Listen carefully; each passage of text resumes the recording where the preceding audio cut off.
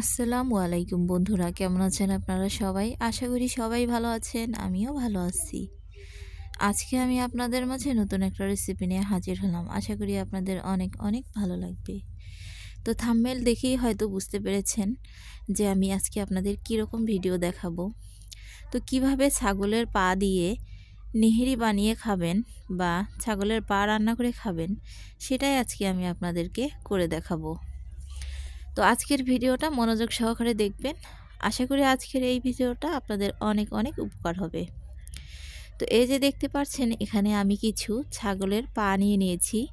তো ছাগলের পাগুলো কিন্তু ছিলানোই ছিল, আমরা কিনে নিয়ে এসেছি। তো এই যে ছাগলের পাগুলো, এখানে আমি এই পাগুলো এখানে ৮-৯টা পা আছে। তো এই যে এই পাগুলো এভাবে করে পরিষ্কার করে নিতে হবে। এর পায়ের সাথে যে ময়লাগুলো দেখা যাচ্ছে বা পশম, এগুলো সব এভাবে করে ভালো করে পরিষ্কার করে নিতে হবে কিন্তু। তো যেহেতু এগুলো কিন্তু আপনারা কিনে এনে বাসায়ও পরিষ্কার করে নিতে পারেন, মানে ছিলিয়ে নিতে পারেন। তো সেটা যদি ঝামেলা মনে হয়, তাহলে দোকানদারকেই বলবেন যে পাগুলো ছিলিয়ে দেন। তো আমরা একদম দোকানে দাঁড়িয়ে থেকে পাগুলো ছিলিয়ে তারপরে নিয়ে নিয়েছি। তো এই ছাগলের পাগুলো দিয়ে আজকে আমি নেহেরি বানাবো। তো ছাগলের পা বলুন বা গরুর পা বলুন, আমরা কিন্তু অনেকেই অনেক পছন্দ করি, আর এটা আমাদের শরীরের জন্য অনেক উপকার করে। যাদের ক্যালসিয়ামের শর্ট, এই ক্যালসিয়ামটা পূরণ করে। তো এগুলো খাওয়া কিন্তু অনেক ভালো শরীরের জন্য। তো এর জন্য এখন আমি পরিষ্কার করে নিয়ে নিয়েছি গরম পানি দিয়ে।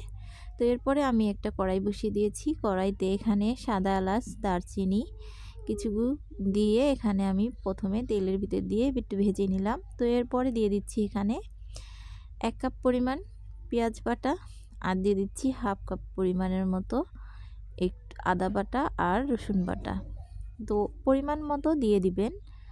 তো এরপরে দিয়ে দিচ্ছি 1 টেবিল চামচের বেশি, প্রায় 2 টেবিল চামচ করে কাঁচা মরিচ বাটা আর 2 টেবিল চামচ পরিমাণ জিরা বাটা। তো এরপরে আমি এটাকে খুব ভালো করে কষিয়ে নিচ্ছি। তো আপনার যদি মনে হয় যে তেল কম হয়ে গেছে, তাহলে তেল আরও দিতে পারেন। তবে তেল কিন্তু এই নেহারির ভিতরে বেশি দেওয়ার কোনো প্রয়োজন নেই, কারণ এরপরে এটা কিন্তু তেল তেল উপরে ভেসে উঠবে। তারপরে এখানে আমি দিয়ে দিচ্ছি পরিমাণ মতো হলুদ আর পরিমাণ মতো লবণ। তো এরপরে আমি এখানে দুটো তেজপাতাও ছিঁড়ে দিয়েছি, দেখতেই পাচ্ছেন।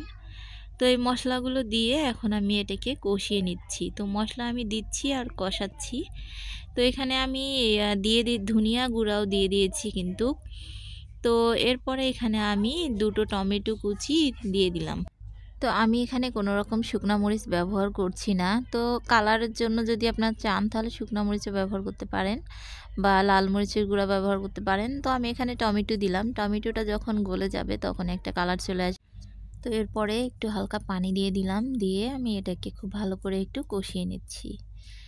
তো ভালো করে যখন এটাকে আমার কষানো হয়ে যাবে, তো এরপরে আমি এখানে পাগুলো দিয়ে দিব। তো প্রায় কষানো হয়ে গেছে। তো এখন আমি এখানে পাগুলো পরিষ্কার করে নিয়েছি। গরম পানি দিয়ে কিন্তু ধুয়ে নেবেন, তাহলে কিন্তু আরও সুন্দর এটা পরিষ্কার হয়ে যাবে। তো এখন আমি পাগুলো দিয়ে নেড়েচেড়ে এখন এখানে কড়াইতে একটু কষিয়ে নিচ্ছি। তো কষিয়ে নেওয়ার পরে আমি সবাই জানি কিন্তু পা জিনিসটা যদি প্রেসার কুকারে রান্না করেন, তাহলে কিন্তু ভালো সিদ্ধ হয় আর খেতেও কিন্তু অনেক ভালো লাগে, নরম হয়ে যায়। তো এই যে আমি কড়াইতে এই পাগুলো কষিয়ে নিলাম। তো কষিয়ে নেওয়ার পরে আমি প্রেসার কুকারে বসিয়ে দিব। ও তারপরে আমি এখানে দিয়ে দিব পেঁপে। তো আমি এটা পেঁপে দিয়ে আজকে রান্না করব। তো বন্ধুরা, এখানে আমি একটা পেঁপে দিয়ে দিয়েছি। এতেও কিন্তু সিদ্ধর কাজ করবে এই পেঁপে দেওয়াটা।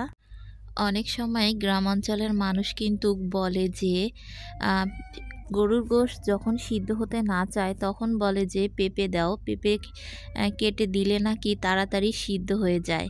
তো আমি পেঁপে দিয়ে দিলাম। তো এতে ঝোলটা অনেক সুন্দর গাঢ় হবে, আর পেঁপেও তো একটা ভালো খাবার।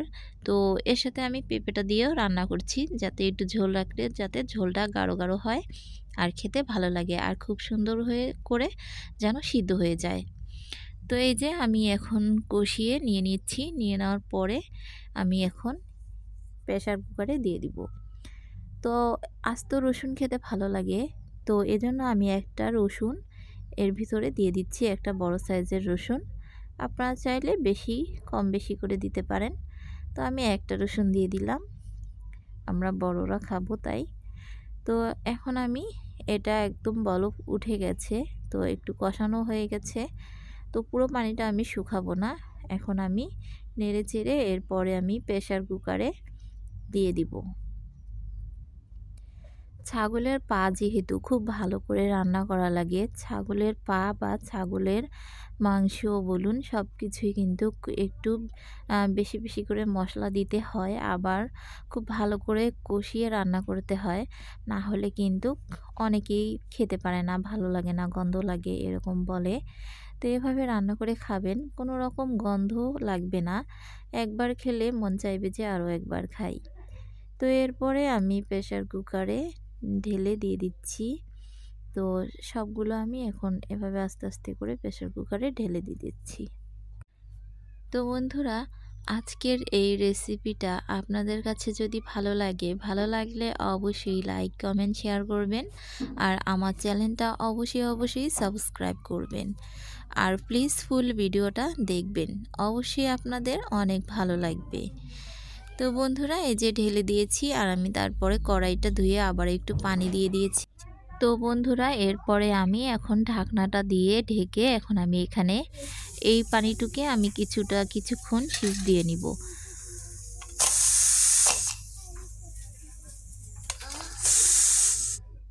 তো যখন সিজ দেওয়া হয়ে গেল, এরপরে আমি খুলে দেখছি যে কেমন হয়েছে। তো দেখুন, একদম এর ভিতরের ক্যালসিয়ামটা বের হয়ে উপরে কীরকম তেলের মতো ভেসে উঠেছে।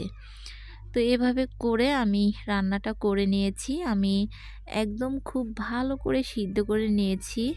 তো দেখলেই আপনারা বুঝতে পারবেন যে কতটা ভালো সিদ্ধ হয়েছে, আর একদম স্মুথ হয়েছে, যে হাত দিয়েই ছিঁড়ে খাওয়া যায়, দাঁত আর লাগাতে হবে না।